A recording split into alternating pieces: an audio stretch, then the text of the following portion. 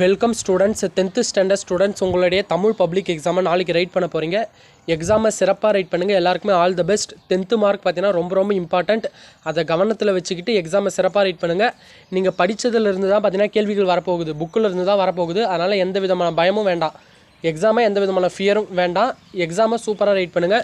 நீங்கள் எப்படி ஒரு குவார்ட்டர்லி எக்ஸாம், ஹாஃப் இயர்லி எக்ஸாம்லாம் ஸ்கூலில் எழுதுனீங்களோ அதுபடி தான் பார்த்தீங்கன்னா இந்த பப்ளிக்கும் எழுத போகிறீங்க. அதே கொஷின் பேட்டர்ன் தான், எந்த விதமான மாற்றமும் இல்லை. கொஷின் பேப்பர் பார்த்தீங்கன்னா இந்த மாதிரி கேட்பாங்க. நீங்கள் இப்போ பார்க்குறீங்க பார்த்தீங்களா, இந்த மாதிரி தான் கொஷின் பேப்பர் வரும். அண்டு டீச்சர்ஸ் வந்து பார்த்தீங்கன்னா வேறு ஒருத்தவங்க வருவாங்க. உங்களுடைய சூப்பர்வைசிங்க்கு பார்த்தீங்கன்னா வேறு டீச்சர்ஸ் வந்து உங்களை பார்த்துப்பாங்க. மற்றபடி பார்த்தீங்கன்னா நீங்கள் உங்களோட ஹாஃப் இயர்லி குவார்ட்டர்லி எக்ஸாம் எப்படி ரைட் பண்ணுறீங்களோ அந்த மாதிரி தான் இருக்கும். அதனால் வந்து பார்த்தீங்கன்னா எக்ஸாமை சிறப்பாக ரைட் பண்ணுங்கள். உங்களுக்கு தெரிஞ்ச கொஷின் தெரியலனா கூட அந்த கொஷினுக்கு ரிலேட்டடாக எழுத பாருங்கள். எந்த கொஷினும் விட்டுட்டு வராதிங்க. அவங்க கேட்குற சாய்ஸுக்கு படி நீங்கள் எல்லா கொஷின்ஸும் அட்டன் பண்ணிட்டு வாங்க.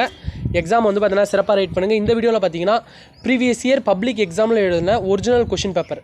இது வந்து பார்த்தீங்கன்னா சப்ளிமெண்ட்ரி எக்ஸாம் 2024 நடந்த original question paper.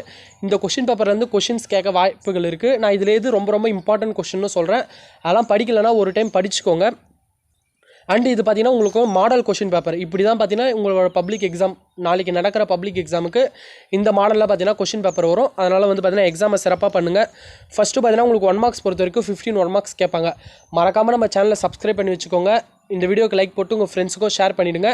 Important questions பார்க்கலன்னா ஏற்கனவே வீடியோ போட்டுட்டு அதை போய் பார்த்துக்கோங்க. பேப்பர் ப்ரெசன்டேஷனும் கொடுத்துட்ருப்பேன். அண்ட் பப்ளிக் எக்ஸாமோட ஆன்சர் கீ எப்படி ரெடி பண்ணி டீச்சர்ஸ் வந்து கரெக்ஷன் பண்ணுவாங்க அந்த வீடியோவும் கொடுத்துருப்பேன். அதை பார்க்காதவங்க போய் பாருங்கள். மறக்காமல் வாட்ஸ்அப் குரூப்லையும் ஜாயின் பண்ணிக்கோங்கப்பா. நான் வந்து வாட்ஸ்அப் குரூப்லையும் பார்த்தீங்கன்னா இம்பார்ட்டன்ட் ஸ்டடி மெட்டீரியல்ஸ் எல்லாத்தையும் போட்டுறேன். இதுக்கப்புறம் வரக்கூடிய பப்ளிக் எக்ஸாமில் பார்த்தீங்கன்னா உங்களுக்கு எல்லா videos important question video, question paper, answer key எல்லா வீடியோஸுமே உங்களுக்கு கிடச்சிரும். அதனால் மறக்காமல் நம்ம சேனலை சப்ஸ்கிரைப் பண்ணி வச்சுக்கோங்க. உங்களுக்கு 1 மார்க்ஸ் பொறுத்த வரைக்கும் 15 1 மார்க்ஸ் கேட்பாங்க. மேக்ஸிமம் புக் பேக்கிலேருந்து 1 மார்க்ஸ் நிறைய வரும். அதுக்கப்புறம் பார்த்தீங்கன்னா புக்கு இன்சைட்லேருந்து பார்த்தீங்கன்னா ஒவ்வொரு செய்யுளுக்கு பின்னாடியும் ஆசிரியர் குறிப்பெல்லாம் கொடுத்துருப்பாங்க. அந்த ஆசிரியர் குறிப்பெல்லாம் நல்லா பார்த்துக்கோங்க. அவர் என்ன நூல் எழுதியிருக்காங்கன்னு கேட்பாங்க, இல்லை அவர் என்ன விருது வாங்கியிருக்காருன்னு கேட்பாங்க. அந்த மாதிரி கேள்விகள்லாம் வரும். அதனால் ஈஸியாக 1 மார்க் பொறுத்த வரைக்கும் ஈஸியாக தான் இருக்கும். ஃபஸ்ட்டு புக் பேக்குக்கு ப்ரியாரிட்டி கொடுத்து, முன்னுரிமை கொடுத்து புக் பேக் கொஷின்ஸை படிச்சிருங்க. அண்டு இன்னொரு இம்பார்ட்டன்ட் திங் பார்த்தீங்கன்னா, நீங்கள் நாளைக்கு தான் வந்து உங்களோட ஃபஸ்ட்டு பப்ளிக் எக்ஸாமை ரைட் பண்ண போகிறீங்க. அப்போ எக்ஸாம் ஹால் எப்படி இருக்கும் அப்படின்னு பார்த்தீங்கன்னா உங்களுக்கு யாருக்கும் தெரியாது, என்ன ரூல்ஸ்லாம் ஃபாலோ பண்ணுவாங்கன்னு. நான் நெக்ஸ்ட் வீடியோவில் அதை டீட்டெயிலாக வந்து எக்ஸ்பிளைன் பண்ணி சொல்கிறேன். அந்த வீடியோவும் மறக்காமல் பாருங்கள். ஏன்னா அதை பார்த்தீங்கன்னா நாளைக்கு உங்களோட எக்ஸாம் ஹாலில் எப்படி நடந்திருக்கணும் அப்படின்னு கன்ஃபார்ம் உங்களுக்கு ஒரு ஐடியா கிடைக்கும். அதனால் அந்த வீடியோவை பார்த்துக்கோங்க. அந்த வீடியோ வேணும்னா நீங்கள் வந்து பார்த்தீங்கன்னா இந்த வீடியோ கமெண்ட்டில் போயிட்டு அந்த வீடியோ வேணும்னு எக்ஸாம் ஹால் இன்ஸ்ட்ரக்ஷன்ஸ் அப்படின்னு நீங்கள் டைப் அடிச்சிங்கன்னா கூட எனக்கு கொஞ்சம் ஹாப்பியாக இருக்கும். நான் வந்து அந்த வீடியோ சீக்கிரமாக ரெடி பண்ணி போட்டுடுறேன். நெக்ஸ்ட் இந்த வீடியோக்கு அப்புறம் ஒரு 1/2 hourல பார்த்தீங்கன்னா அந்த வீடியோ வந்துடும் உங்களுக்கு. நெக்ஸ்ட்டு பார்த்தீங்கன்னா உங்களுக்கு 2 மார்க்ஸ் பொறுத்த வரைக்கும் ஃபஸ்ட்டு கொஷின்ப்பா, விடைகளுக்கேற்ற வினா அமைக்கன்னு கேட்பாங்க. அதனால் ஈஸியாக அந்த கொஷின்லாம் அட்டன் பண்ணலாம். நீங்கள் வந்து அந்த வினாக்குறி கன்ஃபார்ம் போடணும். வினாக்குறி போடலைன்னா மார்க் குறைச்சிருவாங்க. அதை கொஞ்சம் பார்த்துக்கோங்க. 17th கொஷின், மண்ணுஞ்சிலம்பே மணிமேகலை வடிவு முன்னும் நினைவால் முடிதாழ் வாழ்த்துவோமே. இவ்வடிகளில் இடம்பெற்றுள்ள காப்பியங்களை தவிர எஞ்சியுள்ள 50 காப்பியங்கள். 50 காப்பியங்கள்லாம் நமக்கு என்னது? சிலப்பதிகாரம், மணிமேகலை, சீவக சிந்தாமணி, வளையாபதி, குண்டலகேசி. இப்போ இதில் பார்த்தீங்கன்னா சிலப்பதிகாரம் இருக்குது, மணிமேகலை இருக்குது. மீதி என்ன இல்லை? சீவக சிந்தாமணி, வளையாபதி, குண்டலகேசி. அந்த 3 நூல் மட்டும் எழுதினா போதும். பாசவர், வாசவர், பல்லின விளைஞர், உமனர், சிலப்பதிகார காட்டும் இவ்வணிகர்கள் யார்?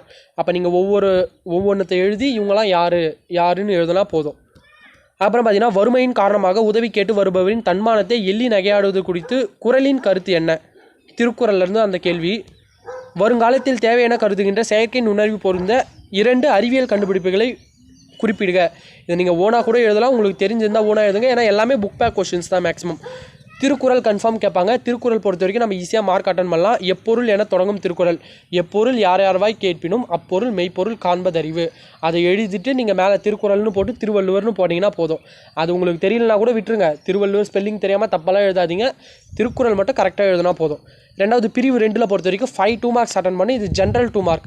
இதில் பார்த்தீங்கன்னா கலைச்சொல் அறிவோம் கேட்பாங்க. ஓமையை பயன்படுத்தி சொற்றொடர் உருவாக்குக. தாமரை இலை நீர் போல, சிலை மேல் எழுத்து போல. அப்போ நீங்கள் இதற்கு ஒரு சொற்றொடர் எழுதிட்டு நீங்கள் வந்து பார்த்தீங்கன்னா அந்த தாமரை இலை நீர் போல அதை நீங்கள் அண்டர்லைன் பண்ணி காமிக்கணும். அப்போ தான் வந்து பார்த்தீங்கன்னா ஈஸியாக இருக்கும், திருத்துறவங்களுக்கும் ஈஸியாக இருக்கும்.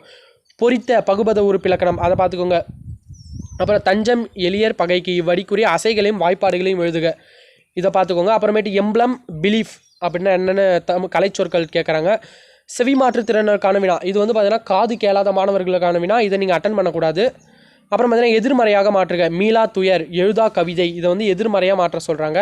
குறள் வெண்பாவின் இலக்கணத்தை எழுதுக, அதை பார்த்துக்கோங்க. புறத்திணைகளில் எதிரெதிர் திணைகளை அட்டவணைப்படுத்துக. இதெல்லாம் புக் பேக் கொஷின்ஸ் தான், நீங்கள் படிச்சிருப்பீங்க. நான் இம்பார்ட்டன்ட் கொஷின்ஸையும் கொடுத்துருப்பேன். அப்புறம் 3 மார்க் பொறுத்த வரைக்கும் நம்ம ஈஸியாக அட்டன் பண்ணலாம். என்னன்னா உரை பத்தியை படித்து வினா அமைக்கணும், கேள்விகளுக்கு விடை எழுதணும். அப்போ அவங்களே ஒரு பேராகிராஃப் கொடுத்துருவாங்க, கீழே கொஷின்ஸும் கொடுத்துருவாங்க. நீங்கள் அதிலேருந்து எடுத்து எழுத போகிறீங்க, அதனால் ஈஸியாக அதுக்கெல்லாம் மார்க் ஸ்கோர் பண்ணலாம். சங்க இலக்கியங்கள் காட்டும் அறங்கள் இன்றைக்கு தேவையானவை என்பதற்கு சில எடுத்துக்காட்டுகளுடன் தருக. புளியங்கன்று ஆழமாக நடப்பட்டுள்ளது. வெரி இம்பார்ட்டண்ட் அண்ட் ஈஸியான கொஷின் பா. இது போல் இளம் பயிர் வகை, அப்போ என்ன எழுதுவீங்க? தேக்கு கன்றுகள் சாலையோரத்தில் நடப்பட்டுள்ளன. அந்தமாரி நீங்கள் நிறைய எழுதலாம், உங்கள் புக்கிலே கொடுத்துருப்பாங்க.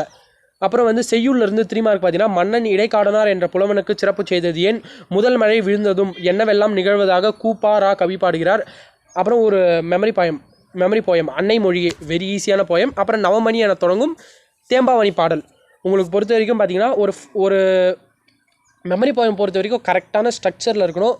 மேக்ஸிமம் பார்த்தீங்கன்னா ஒரு 2 or 3 போயம், லாஸ்ட்டில் இருக்க 2 or போயம்ஸ் விடுங்க, அது மற்றபடி இருக்க போயம்ஸ்.